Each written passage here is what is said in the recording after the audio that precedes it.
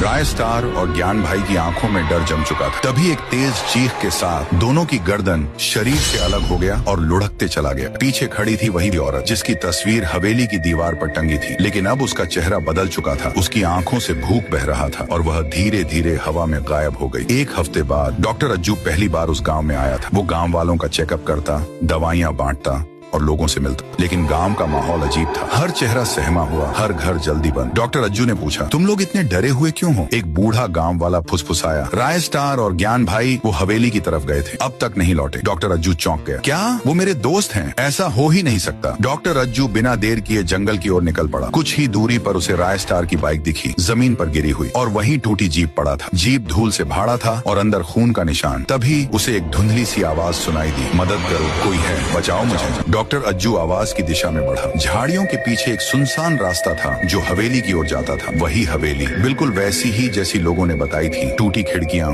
झूलते दरवाजे और सड़न की बदबू। डॉक्टर अज्जू ने कदम रखा ही था कि हवेली का दरवाजा फिर से बिना छुए ही खुल गया। डॉक्टर अज्जू अंदर गया। फिर आवाज गूंजी, अब तू भी आया है, बाहर निकलना तेरे बस में नहीं। अज्जू सीढ़ी के पास गया और देखा राय स्टार और ज्ञान भाई का लाश पड़ा था और गर्दन गायब था। तभी एक औरत को ऊपर जाते हुए देखा। वो उसका पीछा करते हुए ऊपर गया। देखा दोनों का गर्दन लटक रहा था और वहीं बिना आंखें की चेहरे का तस्वीरें थी। कुछ ही पल में वो गर्दन गायब हो गया और अचानक हलचल मची और तस्वीर से वो औरत निकल आया और अज्जू भाई को कहा, तुम्हारे दोस्त को जिंदा चाहते हो तो तुम्हारे गांव का सोनू गुंडा का फांसी चाहिए। डॉक्टर अज्जू, लेकिन सोनू गुंडा से तुम्हारे क्या संबंध है? औरत बोली, मेरा नाम माही है। मैंने जीप से घर लौट रही थी, तभी सोनू गुंडा मेरे से लिफ्ट ली और हवेली के पास उसे छोड़ा। पहले वो मेरी जीप चला दी और मुझे खींच के हवेली के अंदर ले गया, फिर जबरदस्ती की ओर मार डाला। डॉक्टर अज्जू बहुत गुस्सा हुआ। अगले सुबह डॉक्टर अज्जू गांव वाले को सारे बात बताई। गांव वाले बहुत दुखी हुआ और सोनू गुंडा का फांसी की सजा मंजूर किया। फिर सोनू गुंडा को पकड़ के लाया गया और उससे माही के बारे में पूछा गया। वो गलती शिकार किया